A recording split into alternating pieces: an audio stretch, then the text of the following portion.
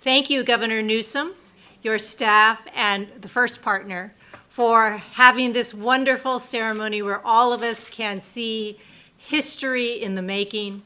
I see so many judicial officers in the audience here today in support of your historic nomination. In your Supreme Court, we thank you.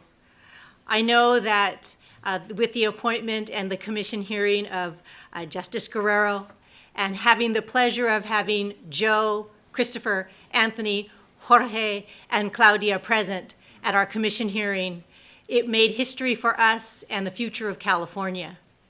And I also want to point out that while a definite historic appointment, it is such a substantive and well-deserved appointment, not only for the judiciary, but all of California. And Governor, while it is next my duty and honor to introduce the Administrative Presiding Justice, Judith McConnell, I did want to thank you for restoring our for a female majority on the California Supreme Court with Women's History Month. But I will also say, as Justice Jenkins knows and Justice Corrigan, it has made no discernible difference in what the work we do of high quality. It is my pleasure to introduce to you a leadership jurist who broke gender lines with her protests and her organizations and the creation of Women Group for Lawyers and Judges, Administrative Presiding Justice Judith McConnell.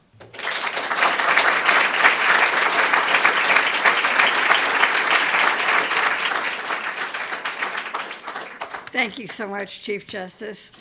And Governor Newsom, first partner, Justice Guerrero and family, and honored guests, I'm so pleased to be here today. And I'm especially glad to see both of Justice Guerrero's sons, Anthony and Christopher, that they could be here with their dad, Joe. And I met them both when they came up for the Court of Appeal hearing some years ago, and so good to see them again. I know that Anthony's about to learn to drive, and that's a challenge that you're going to have to face, Justice Guerrero, and good luck with that. It is a great honor to be here to speak in support of my friend and colleague, Justice Patricia Guerrero, and I'm particularly honored because she invited me to speak as her mentor. It just gives me chills to think that she's giving me that credit. Thank you, Trish.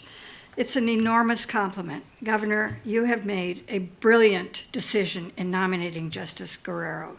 Many of you already know her interesting background. The daughter of immigrants, she was raised in a traditional family in Imperial County, and Spanish was her first language. Her paternal grandfather, along with his family, including her father, Jorge, who is here today, immigrated from Mexico. Her dad is a genuine cowboy. And I grew up on a farm in Nebraska, and sometime I'll tell you about that. And her mother, whom she deeply misses, provided child care for neighborhood children.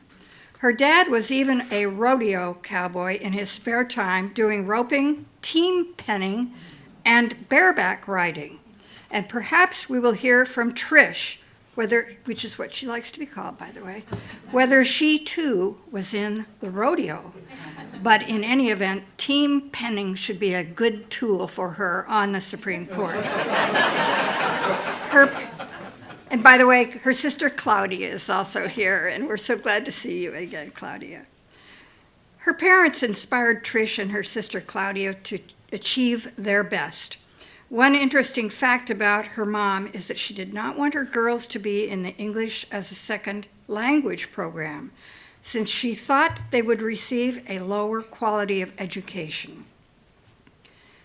So she was not put in such a program, and she became co-valedictorian of her high school class in Imperial, in Imperial County, in the city of Imperial. And she went on to achieve high honors as a student at UC Berkeley, and of course Stanford Law, where I think it's so appropriate we're here in the Leland Stanford mansion.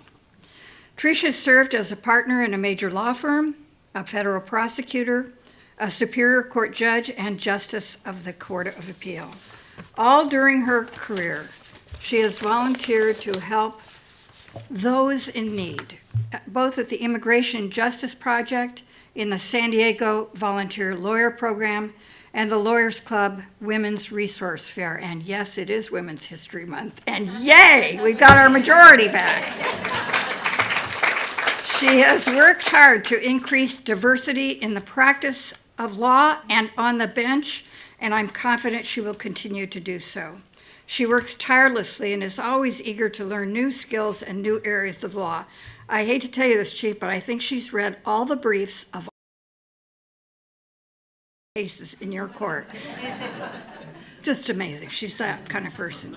I first met Trish when she submitted her application for appointment to the San Diego Superior Court in 2010, and Justice Josh Groban, who was then the governor's appointment secretary, called me, suggested I meet with her. We had lunch at a Chinese restaurant in Horton Plaza and discussed strategies she could use to enhance her chances for appointment. Once she was appointed to this, never stopped. She quickly became an expert in family law, a field she'd never practiced in before. Those of us who are judges know what a difficult and challenging assignment it is. And yet she received the highest honors from the family law bar, a bar that is known for chewing judges up like a meat grinder. I used a different analogy the last time I spoke, but it's true. It's the toughest assignment in the court. Although traffic court's hard too, I think you did that as well.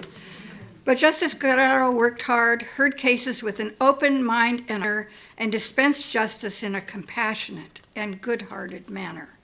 Her time on the Superior Court ended with her appointment to the Court of Appeal, 4th Appellate District, where she has continued to be a star. She is one of those rare individuals who can work well with people of differing viewpoints and is often able to help craft an opinion where there had previously been disagreement. That's an important skill on a court of appeal. She has been courageous and hardworking and yet maintained a sense of humor throughout. She's continued her community outreach by being an active participant in the program I know is important to you, Chief Justice, the Judges in the Classroom program, where we send judges out to schools to present curriculum to students, curriculum that's developed by teachers for age-appropriate presentation to the students. The students just love her. She's known as someone who never says no to an invitation to work in a school, and she's already offered to help expand the program to the Inland Empire and particularly Imperial County. One student who had the benefit of being in one of her classes said, "I had a wonderful experience and hope to see you again soon." This was the student's message. "I might want to be a judge, too. You inspired me about things I might not have known." In recognition of her outstanding leadership skills, the Chief Justice chose her to chair the Blue Ribbon Commission on the Future of the California Bar Exam, and I think the Criminal Law Jury Instruction Committee, but those positions may have to change now with her elevation. So watch out, somebody's going to get stuck with those tough assignments. I'm going to duck down. When Justice Cuellar announced his resignation from the Supreme Court, I immediately wrote Appointment Secretary Luis Cespedes, and I told him I had the perfect candidate. You remember that, Luis. I told you I had the perfect candidate to succeed Justice Cuellar, Justice Patricia Guerrero. She proved herself as an attorney in both civil and criminal practice, as a trial judge dealing with one of the most difficult assignments in the courts, and on the Court of Appeal, where she has authored many impressive opinions. In recommending her, I did our court a huge disservice, Court of Appeal, since we've lost her from our court. But by the way, thank you for the latest appointment, Governor. Bravo. The people of the state of California will be well served by this wonderful woman who represents the best of our citizenry and who will meet the heavy demands of our Supreme Court. Thank you, Governor, very much for appointing this wonderful woman to the highest court in California. She will serve with dignity, courage, and grace. It's now my pleasure to introduce a woman whom Justice Guerrero has mentored herself, both at the law firm where they worked together and since she became an Assistant U.S. Attorney. It's my honor to introduce Valerie Torres. Valerie.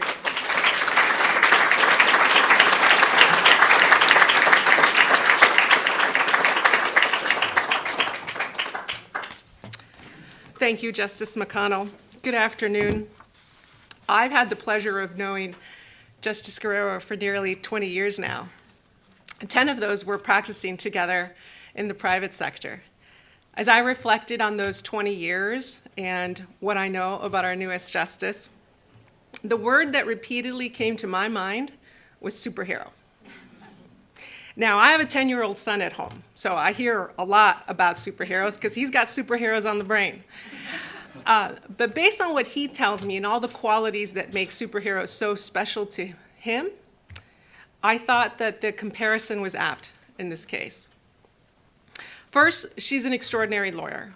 I saw it firsthand when we practiced together on matters that range from complex criminal cases that involved novel issues under the Clean Air Act to a small personal injury case that stemmed from landscaping at a local mall. Do you remember that? All right. That was one of my favorite cases, by the way. The criminal matter in particular for me highlighted her incredible writing skills, her dedication, and her strong work ethic.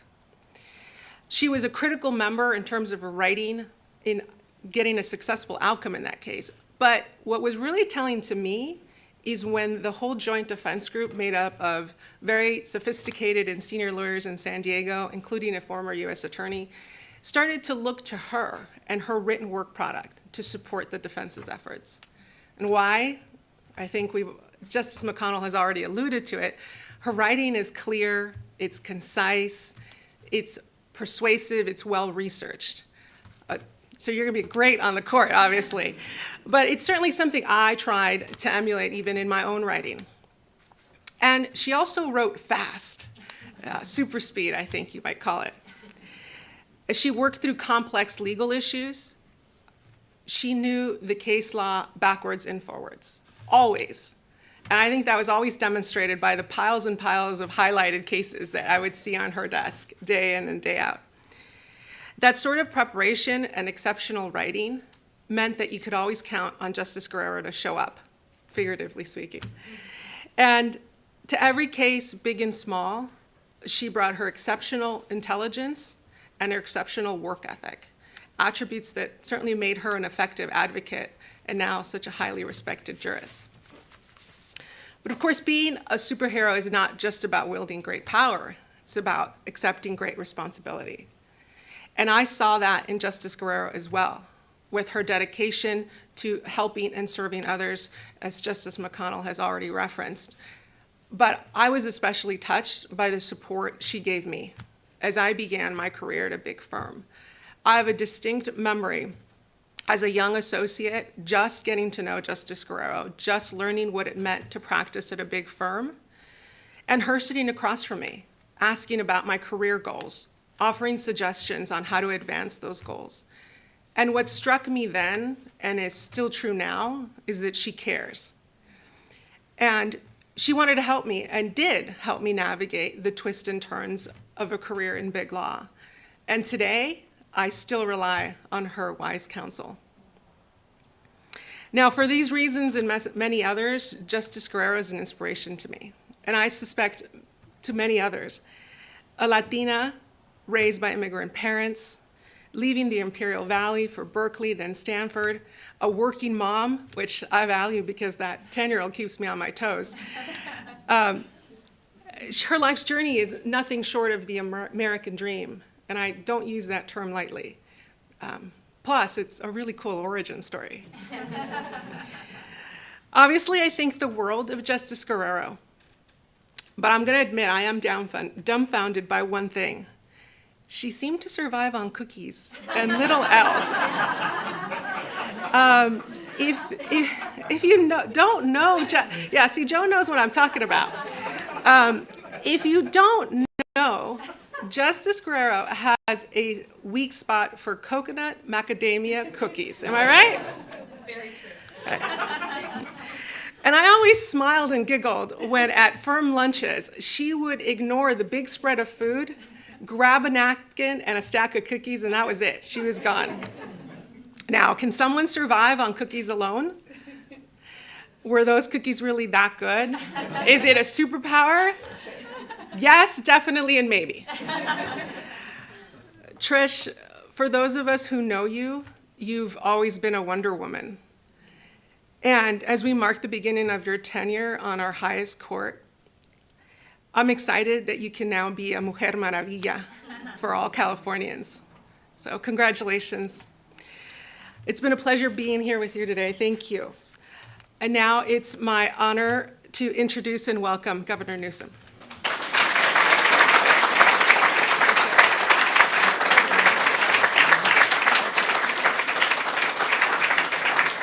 Thanks, Valerie. Well, welcome, everybody. As Justice McConnell said, welcome to Leland Stanford's home. Built in, well, there's two estimates, 1856 or 1857.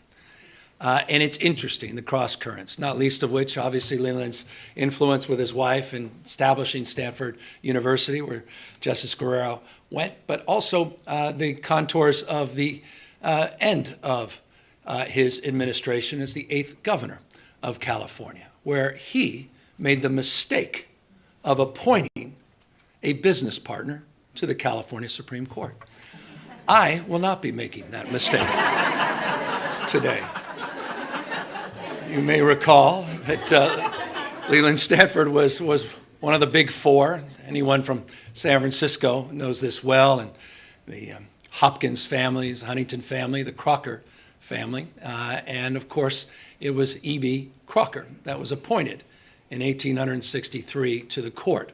That did not sit well with the people of the state of California, nor did his tenure extend beyond just a modest 8 months. So, Justice, I expect your tenure as well to extend well beyond that of the former jurist, but nonetheless, we have confidence here on the basis of the relationship, and I love that, an idea of a mentor and a mentee.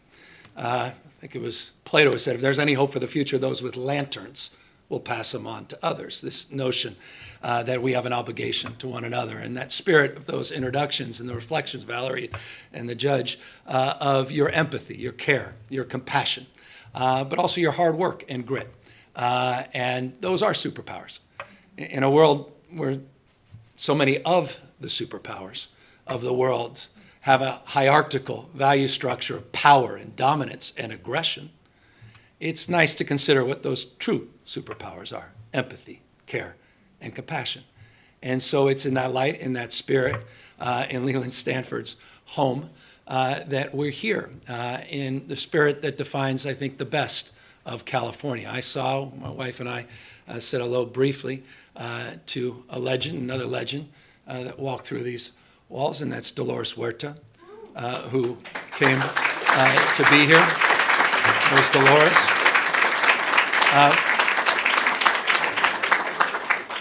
And I see my Senator Maria Delena Durazo, and I mentioned the two of them, and you can applaud, because it's appropriate they're here because they were the first two phone calls I got. Voice messages after I had the privilege of your appointment and it was made public. And I wish I could replay the audio. You can appreciate it wasn't just an intellectual call. It was very emotional. And I think that's the journey that we're all on together. And it's an emotional journey. The last 2 years, you saw it expressed last night even, in a negative way, right? Just the emotions that define this moment and the journey that we're all on together, and the struggle and travails we all have. Just getting up every day, taking care of the kids, and making ends meet, and making our way. And so your remarkable, unique insight, your capacity to understand that journey from a different perspective than's ever been offered on this court is special. And being here with your dad, I can't imagine how special that is. And all right, we talked probably more about you than anybody else. Now, your mom we talked about a lot as well. That was more challenging. But we talked about the impact mom and dad had, and the impact they had on establishing your values, but also establishing your ethic. And I think, back to my point about E.B. Crocker, this is about meritocracy.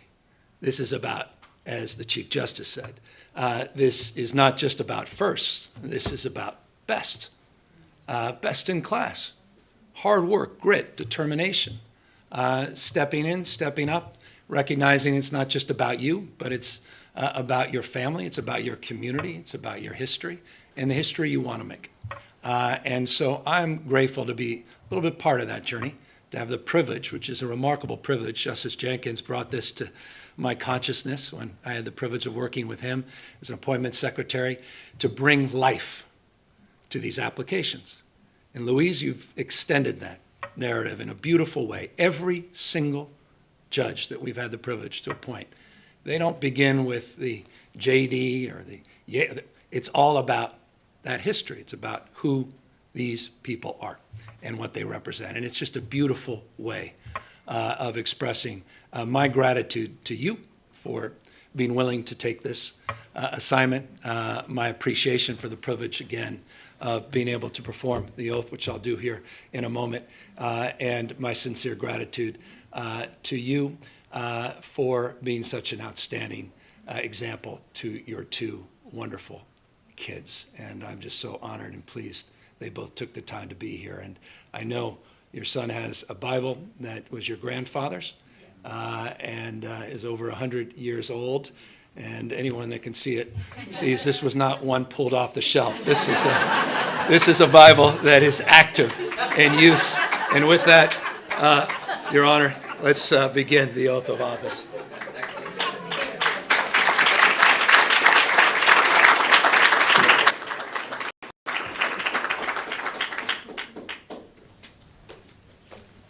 All right. These are the last words you'll ever have to repeat after me. But I'll simply state I, and if you would, state your name, and then please repeat after me. I, Patricia Guerrero, Do solemnly swear do solemnly swear that I will support and defend that I will support and defend the Constitution of the United States the Constitution of the United States and the Constitution of the State of California and the Constitution of the State of California against all enemies, against all enemies, foreign and domestic, foreign and domestic, that I bear true faith and allegiance that I have bear true faith and allegiance to the same, to the same, that I take this obligation freely that I take this obligation freely without any mental reservation without any mental reservation or purpose of evasion, or purpose of evasion, and that I will well and faithfully discharge and that I will well and faithfully discharge the duties upon which I'm about to enter. the duties upon which I'm about to enter. Congratulations.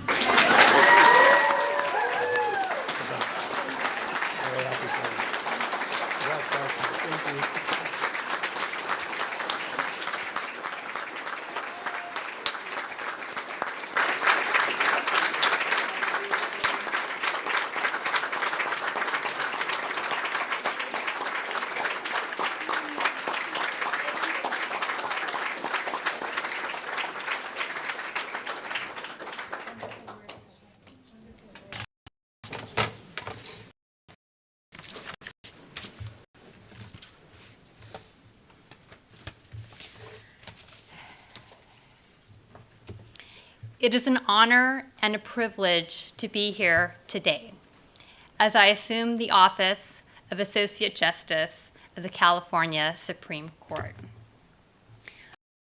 I thank Governor Newsom and the first partner, Jennifer Siebel Newsom, for welcoming my family and myself so graciously here today.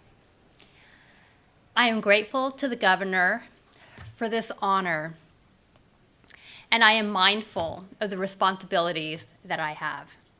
The responsibility to uphold the rule of law, to be fair, and to ensure equal justice for every single Californian. I would like to thank the Chief Justice for her kind remarks. And also, she's so amazing. Everybody here knows that. Her tenure as chief has not been an easy one, starting during the Great Recession and continuing now through. Yet she accomplishes so much. She does it with grace, dedication, enthusiasm, and never with a complaint.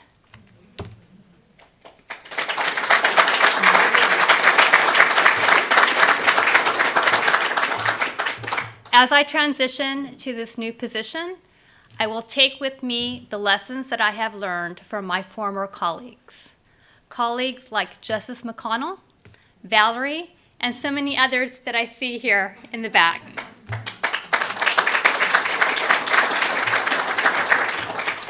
I will remember that others have paved the way, like Justice McConnell, who has been a trailblazer for so many of us here in the room.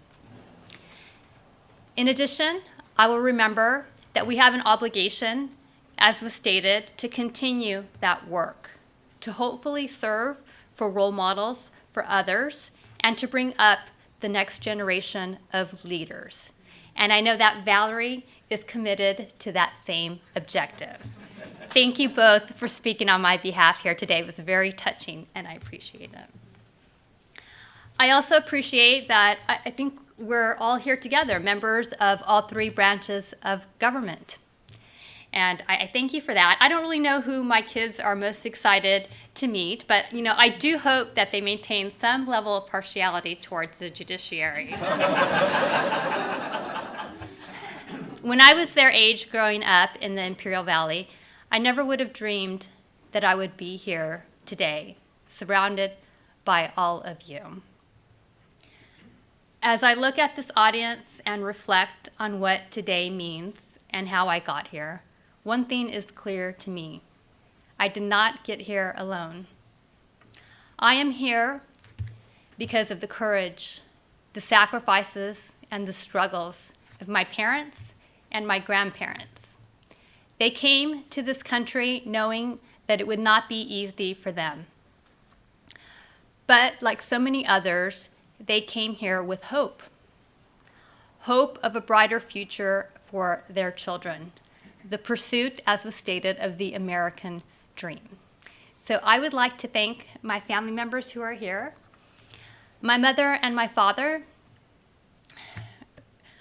who always taught us the importance of hard work and encouraged us to follow our dreams. My sister, I see her tearing up. That's just the part of her that I love too. My sister, who is so amazing and who has always been there for me. I love you. My husband, Joe, is my biggest supporter. Many of you guys know that by now, right? My husband, Joe, is my biggest supporter. Thank you so much. And my children, who are my greatest source of pride. I also would like to thank other family members and friends who are here, who traveled far, and those who are watching remotely, for all of your support.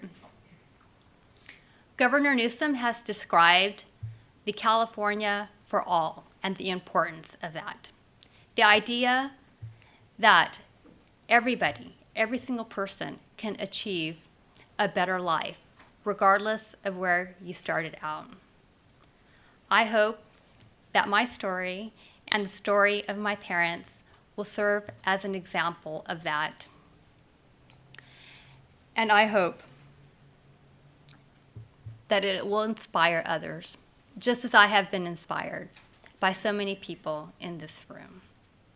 So again, Governor, thank you to you and to your entire team. I am deeply honored and humbled by this historic nomination.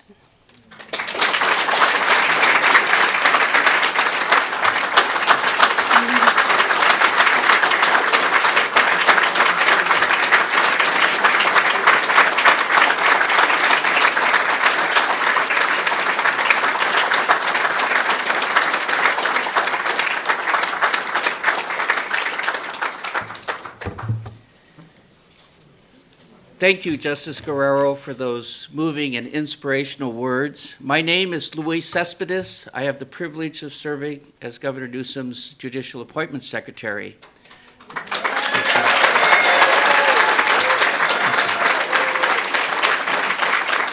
Governor, your nomination of Justice Patricia Guerrero has resonated from the classrooms in Brawley, Imperial, and El Centro up Highway 99 through Madera, Modesto, and Sacramento.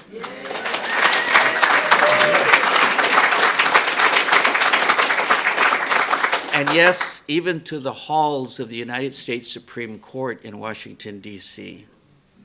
Indeed, upon learning of this historic milestone in the history of California, the Honorable Sonia Sotomayor sent this letter to Justice Guerrero, which, thank you, Governor, which she so graciously and kindly agreed to share with us. Dear Patricia, I extend my deepest congratulations to you on your historic appointment to the California Supreme Court. Your appointment is a testimony to not only your extraordinary judicial career, but also to your devotion and commitment to the citizens of California and access to justice. I know the years ahead may be full of challenges, but I am sure you will face them with professionalism and expertise. In times of uncertainty, I urge you to think of the people who have grounded and inspired you throughout your life. You will feel their strength within you and know that you are capable of facing every challenge you will encounter. Your appointment is an important reminder of how far we have come and of how far we have yet to go. I know you will make our country proud. You already have. Signed, Sonia Sotomayor.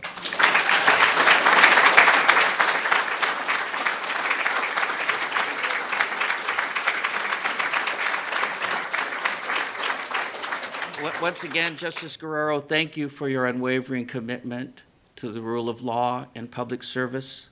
Like Justice Sotomayor, you have inspired young students, especially girls and young women, who can now dream of one day becoming lawyers and judges, and perhaps a California Supreme Court justice.